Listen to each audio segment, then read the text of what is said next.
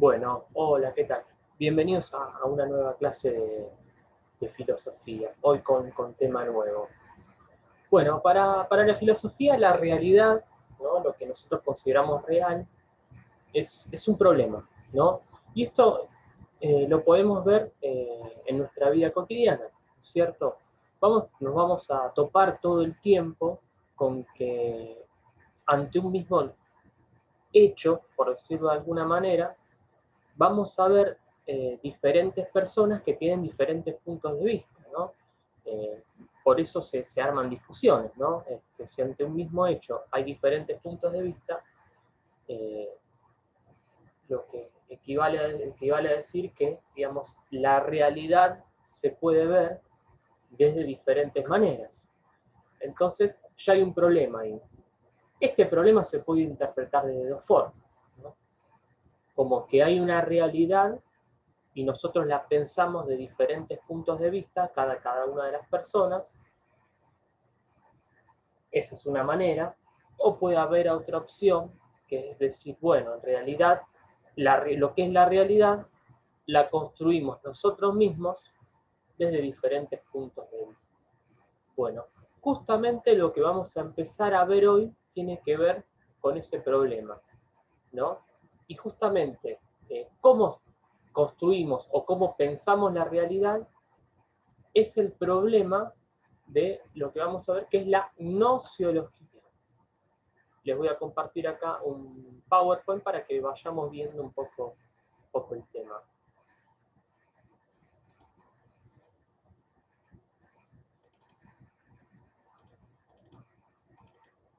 Bueno, tenemos que la nociología es una palabra que viene del griego, como muchos de nuestros vocablos, y digamos que en sí se puede significar algo así, que como eh, una rama de la filosofía que estudia lo que es el conocimiento, ¿no? Nuestro conocimiento de lo que es la realidad, ¿no es cierto?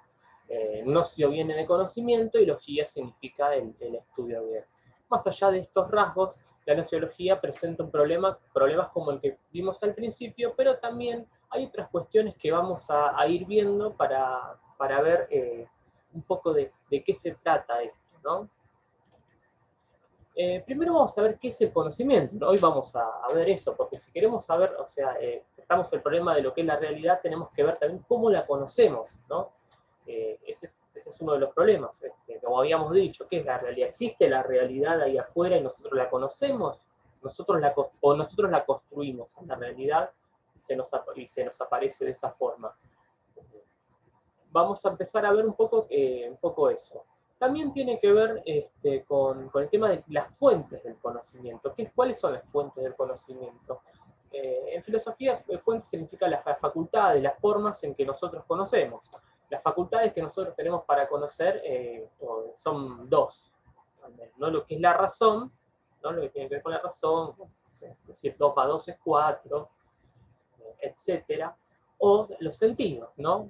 Por ejemplo, si algo es frío, no sé, si la mesa que toco es áspera, ¿no? Tiene que ver con los 5 sentidos. Vamos a ver después diferencias entre conocer y saber. Diferencias que en filosofía guardan un significado muy específico, sobre todo cuando empecemos a ver a un filósofo que se llama Kant, ¿no? Él dice, bueno, conocer es una cosa y saber es otra. Podemos saber cosas que no conozcamos. Pero bueno, ya vamos a ir viendo eso. Y después, ¿cuáles son los límites del conocimiento? Digo, ¿podemos conocer todo? ¿No? Eh, o a veces el conocimiento nos deriva a situaciones que son paradójicas justamente, ¿no? Que no tienen resolución. Por ejemplo, ¿no? Por tirar alguna. ¿El universo tiene un fin o no lo tiene? ¿No es cierto? Ese conocimiento, o sea, ahí parecería ser como que llegamos a un límite de lo que podemos hasta no conocer, sino solamente también pensar, ¿no es cierto? Y bueno, vamos a ver un poco los elementos, ¿no? con los que se conforma el conocimiento. Bueno, tenemos que el conocimiento es ante todo una relación entre un sujeto y un objeto, ¿no? Sujetos somos nosotros, ¿no? Sujeto es una palabra ya muy repetida, hoy en día se usa bastante. Sujeto, estamos hablando de sujeto de conocimiento, digamos, cómo es que el sujeto con las facultades de conocer, ¿no? Que en cada caso somos nosotros mismos, ¿no? Y después el objeto de conocimiento, que es lo que nosotros conocemos, ¿no? Lo que el sujeto conoce. Hay que aclarar algo acá con objeto, ¿no? Porque cuando decimos objeto cotidianamente, nos referimos a cosas concretas, ¿no? Como por ejemplo, esta botella de agua, ¿no? Esto es un objeto. Pero cuando hablamos en filosofía vamos a darle un significado un poco más amplio a lo que es la palabra objeto. Porque objeto también puede ser, por ejemplo, una idea. Una idea para el conocimiento puede ser un objeto también, porque es algo que pensamos. Perdón si me apareció este cartel, lo voy a sacar. Un objeto es algo digamos, que conocemos, pero no solamente físico, sino también puede ser un pensamiento, o incluso, acá puse el ejemplo de la sociología. La sociología es una rama de las ciencias sociales que estudian la sociedad. Pero si vemos la sociedad en sí, no es algo que exista, ¿no? Porque nosotros vemos personas, ¿no? Cuando salimos a la calle, no vemos a la sociedad. Entonces, la sociedad no es algo que lo podamos ver, sino que es una especie de abstracción que hacemos de la realidad, ¿no es cierto? Es algo que no está afuera, que lo podamos ver, tocar, sentir, sino que es algo que lo pensamos, ¿no es cierto? Y después es importante que cuando nos referimos a objeto, lo esencial es que tiene que haber un sujeto que lo conozca, porque si no hay sujeto que lo conozca, no hay objeto. Vamos ya a ver un poco cómo es esto, porque en realidad el objeto es porque un sujeto lo conoce, y el sujeto a su vez lo que tiene que tener es un objeto para conocer, porque si no, no se puede conocer la nada, ¿no? Y vamos a ver finalmente, vamos a ver un poco el esquemita y vamos a aproximarnos al menos muy por arriba cómo es una relación de conocimiento, ¿no? Acá tenemos un sujeto, que somos nosotros mismos, y un objeto, que es lo que vamos a conocer. Para conocer tenemos que salirnos de nosotros mismos, ¿no es cierto? Incluso si nos queremos conocer a nosotros mismos, nos vamos a poner nosotros como objeto. Si yo quiero saber, por ejemplo, los pensamientos que tengo, ¿no? Me tengo que poner a mí de objeto, tengo como que salir, ¿no? Entonces, bueno, lo que hace el sujeto es salir para conocer al objeto, ¿no? Y podemos decir que el objeto se nos presenta, ¿no? No es que viene, no sé, esta botella ahí caminando y se nos presenta, sino que justamente en nuestra vida cotidiana vemos objetos y nosotros los tomamos como objeto. Pero a su vez no solamente nos quedamos ahí con el objeto, sino que de alguna forma parte del objeto, no físicamente, ¿no? Sino que nosotros con nuestra capacidad de pensar o de sentir, sacamos cosas del objeto y nos hacemos lo que yo grafiqué acá, que es una representación, esta O que está ahí, es una representación o imagen del objeto.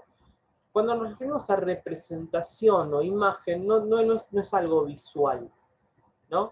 Sino es, digamos, las características principales que nos permiten conocer un objeto.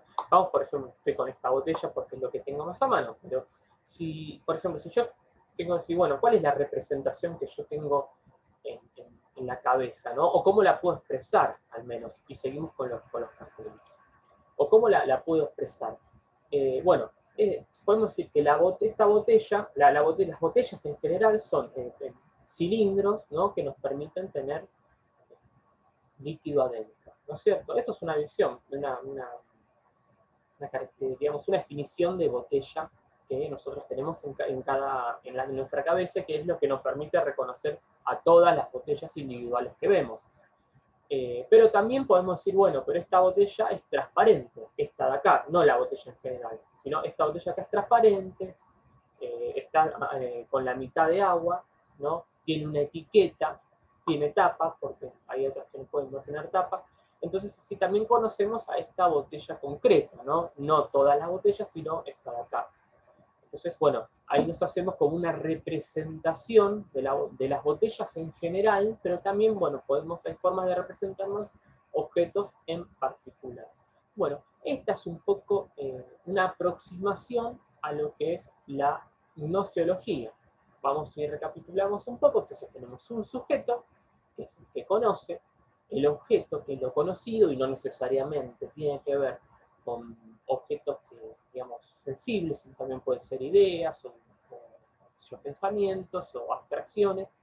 Y también tenemos ciertas características, que son las representaciones, imágenes que nos hacemos de los objetos, para definirlos cuáles son y no confundirlos con otros. Bueno, hasta luego.